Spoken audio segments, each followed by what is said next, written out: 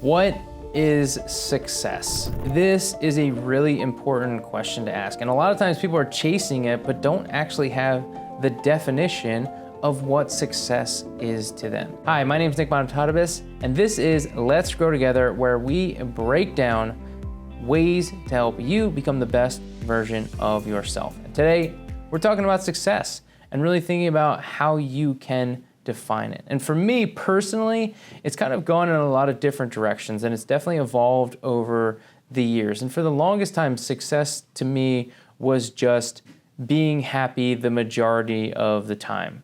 But I don't really like that definition anymore, and I'll get into more of, some different ways to think about how you can start to define success. Now, I want to share a quick quote from one of my favorite authors named Mark Manson. And what he says is, who you are is defined by what you're willing to struggle for. Often when it comes to success, it is very much defined in social media and people having fancy, nice cars and everything that goes with that, and status and everything that you see on social media, and people have this perceived aspect of success. And it's so easy to look at them and, oh, they've got it all figured out and their life is so great, but you really never know what's going on in these individuals' lives and what's happening internally, even though they may have all of the things. We know from famous examples like Robin Williams and Anthony Bourdain, who had these successful careers and families and money and fame and wealth,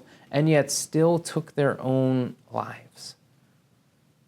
It's certainly something to ponder in so often when we're thinking about, oh, I need to have this, I need to have this car, I need to have this, to be successful. And, the example for me, at least from like a goal standpoint, was I remember sitting down every single day and writing down, I want to live by the beach, I want to live by the beach, right? And that was the goal. And for the longest time, that meant that I needed to have money to have this, and I needed to be a millionaire or whatever to live by the beach. And then I took a trip out to San Diego, and I was sitting on the beach, and I thought, oh man, this can be my life. And so then a year later, all of a sudden, I moved out here, and it was such a big goal, writing it down every single day.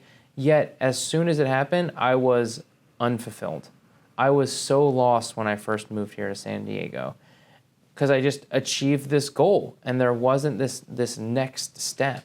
And so really thinking about how we define success and what these goals are, because often that new car or that new home isn't going to make us happier. Yes, maybe initially we're like, yeah, this is really great, but then it doesn't help us with that next step, because then we just have to have more. One of the common examples that Mark Manson talked about in one of the books I was listening to was this like rule of 7. And like so often we're at this 7 in our lives and we want to get to 10, and we think, oh, well, if I do this thing, then I'll be at a 10. If I get this house, or I get this car, if I get this promotion, or I get this revenue goal in our business, then I'll be at a 10.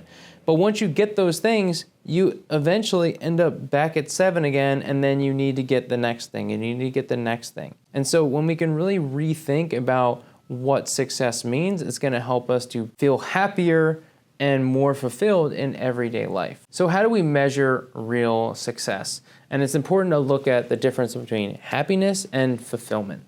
And happiness is short-term, it's temporary. And so again, circling back to my goal of wanting to be happy 60% of the time, it's such a temporary thing. Our emotions are constantly changing and going up and down. We're happy one day, we're not the next. And so how can we look at fulfillment? What really makes us fulfilled? What really lights us up? And then how can we do more of those things that really give us that fulfillment? Because that's what's really going to separate us. Another element to think about is progress over perfection. So often we get so caught up into, oh, I got to do it this way, I got to do it that way, instead of just looking back and reflecting on, man, how far have we come? Look at all that we've achieved. And this for me is one of the most difficult things that I struggle with, is that, and why I always have to remind myself and think about things that I'm grateful for and think about how far I've come, because I look at where I want to be and not being there, and then therefore it makes me feel a certain way that I don't like.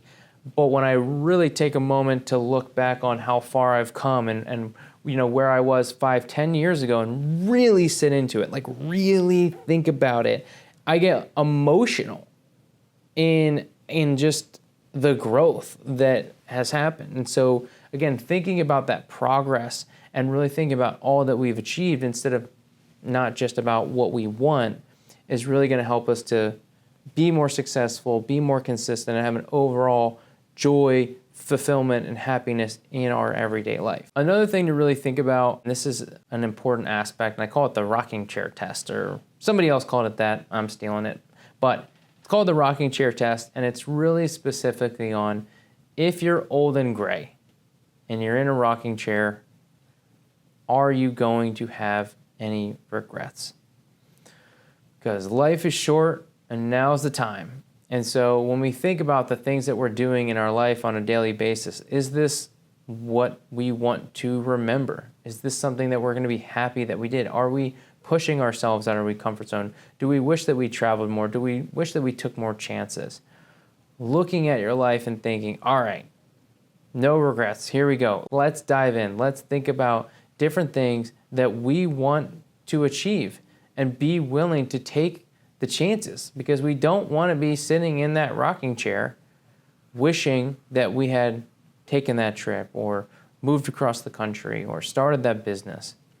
We've got to be willing to take those chances. So what I would encourage you to think about is what is success to you?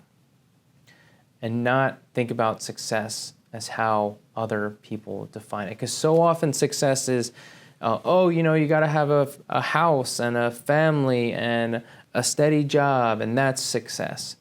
But that's only one person's definition of success.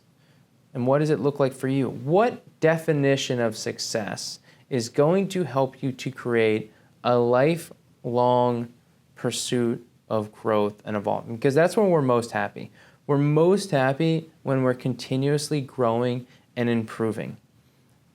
But also, there's an element of it not necessarily being aligned with a specific goal. So how can we align our success with simply activities? Are we growing? Are we improving? Are we getting better? Are we better than we were yesterday? And when that's our metric, and that's what we're thinking about, and we're thinking about long term and not so short term, it's really going to help all of us. And again, myself included, this is something that I've struggled with, continue to struggle with, but I'm hoping the things that we've talked about today can help you to redefine what success is, to help you be more fulfilled, happier, and help you to achieve your goals. You don't have to do it alone. This is Let's Grow Together. Thanks for listening.